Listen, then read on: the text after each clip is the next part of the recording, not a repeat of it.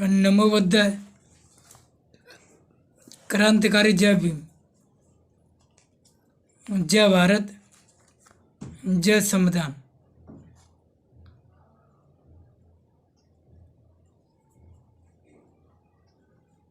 मैं एक पुस्तक का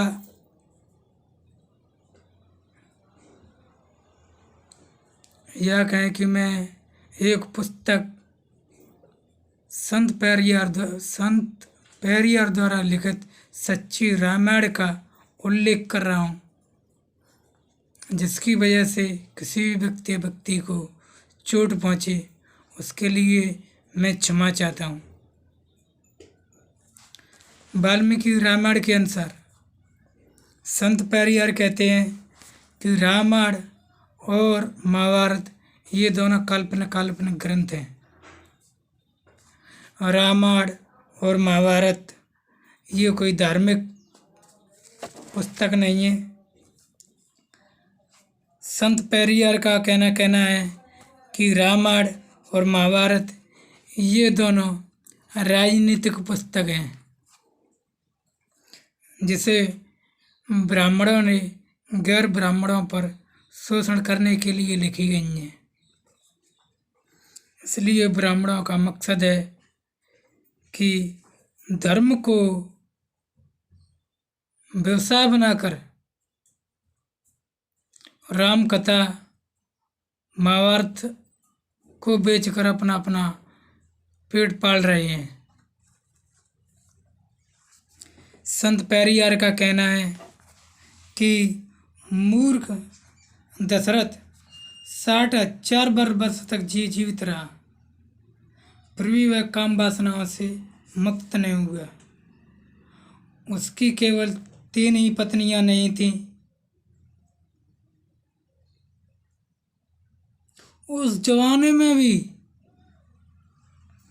वो मूर्ख दशरथ अपनी प्रजा में ही 360 और औरतों के साथ संभोग बना चुका था। इसका मकसद ये हुआ कि तब भी महिलाएं पुरुषों के लिए मनोरंजन का विषय थी। वो महिलाएं पुरुषों के लिए भोग थी।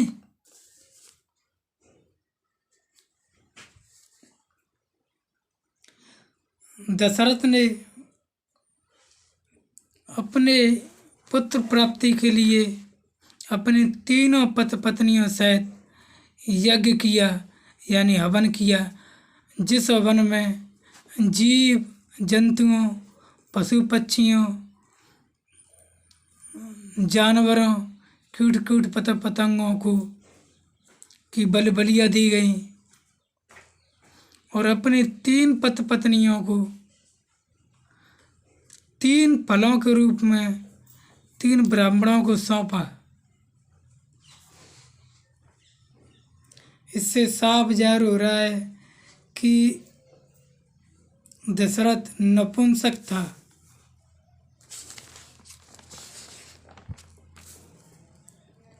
वह अपनी 3 रानियों के एक भी संतान प्राप्त नहीं कर सका, एक भी संतान पैदा नहीं कर सका। जो दशरथ की संतान थी वो 3 ब्राह्मणों को फलों के रूप में 3 रानियां, यानी कि सुमंत्रा, कैकेयी, कौशल्या को सौंपा। तो वो राम, लक्ष्मण, शत्रुघ्न, भरत ये 4 पुत्र उन ब्राह्मणों के पुत्र थे।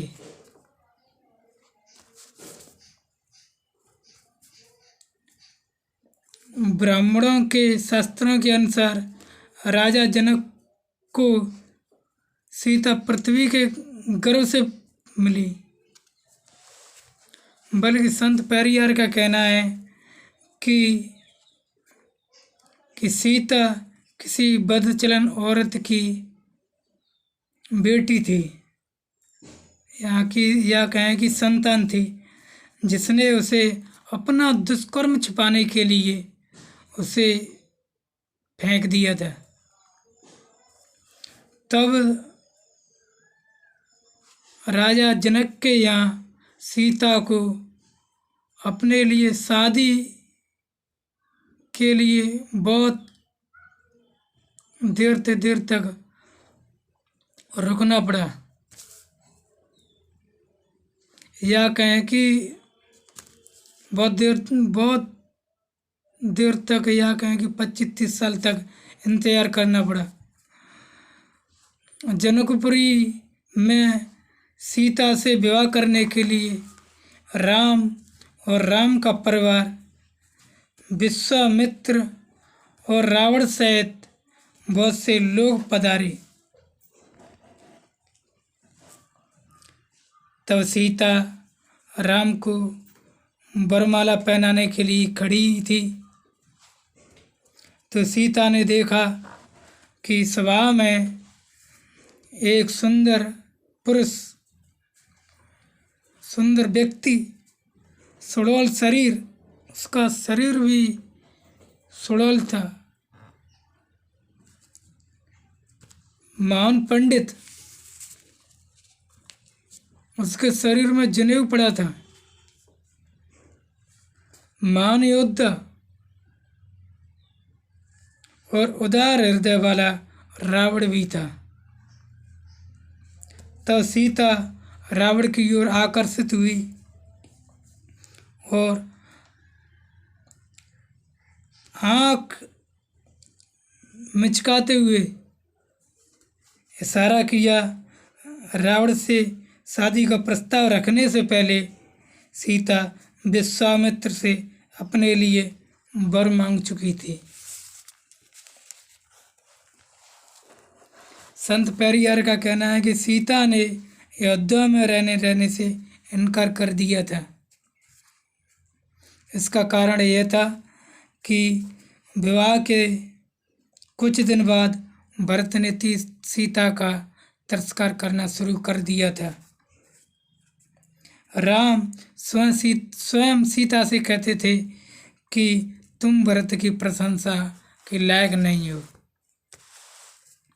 संत पेरियार का कहना है कि राम ने ताड़का और बहुत सी और औरतों का वध किया, बहुत सी महिलाओं को मार दिया।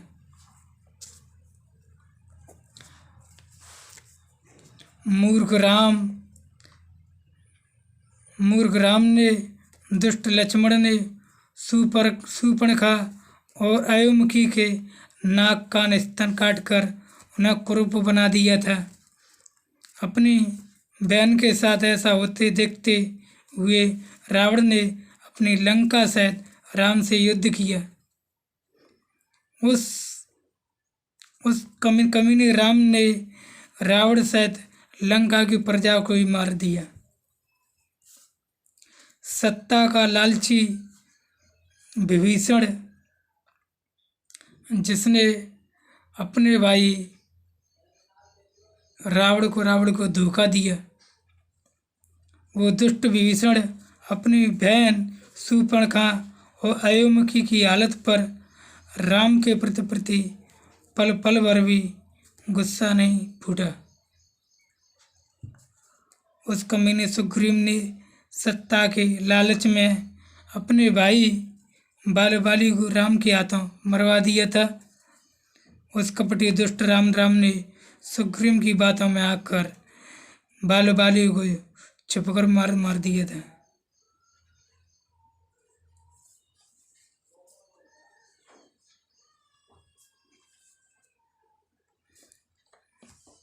उस मूर्ख हनुमान ने राम की बातों में आकर रावण की लंका को ही जला दिया। उस कमीने अंगद ने भी राम से मित्रता की, जिसने उसके पिता बाली को मार दिया था। संत पेरियार का कहना है कि सीता हीरा, सोना, चांदी, आभूषणों के प्रति पागल रहती थी। उन आभूषणों के प्रति उनके उनके पीछे पागल रहती थी। तब उसने सोने के रण को देखकर उसे मारने के लिए राम से कहा।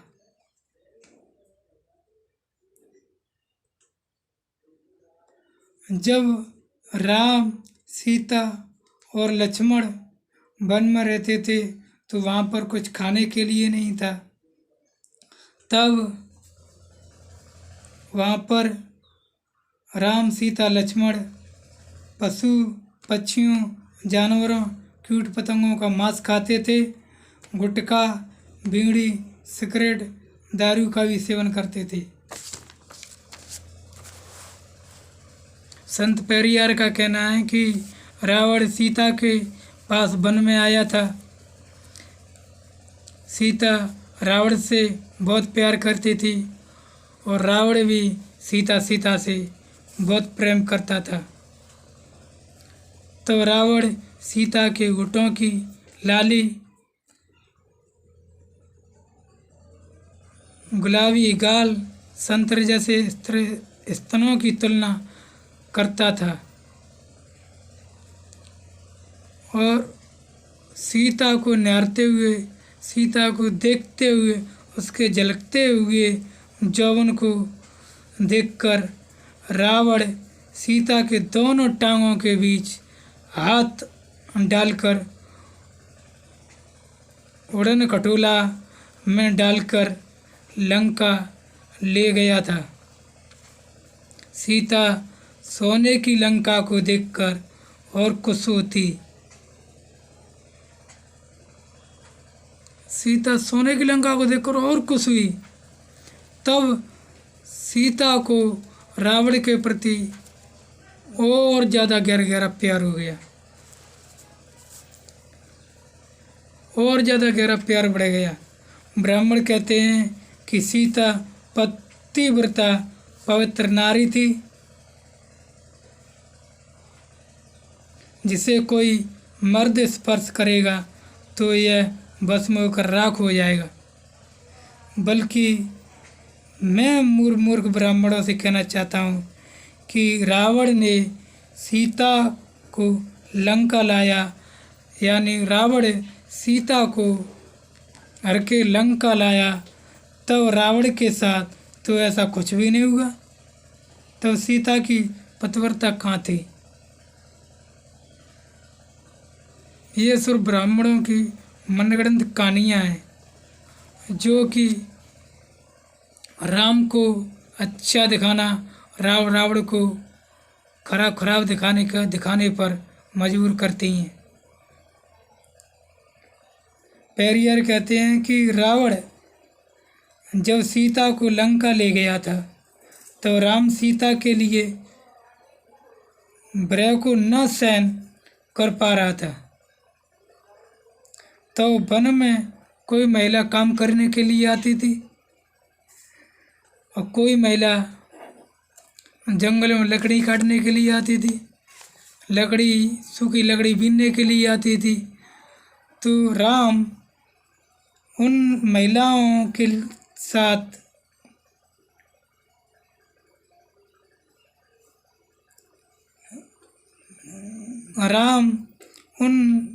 लक्ष्मण को महिलाओं के हाथ पर पकड़ने पर अनुमति देता था और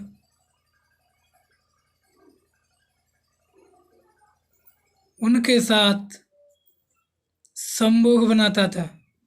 ऐसे दुष्ट राम लक्ष्मण ने हजारों महिलाओं के साथ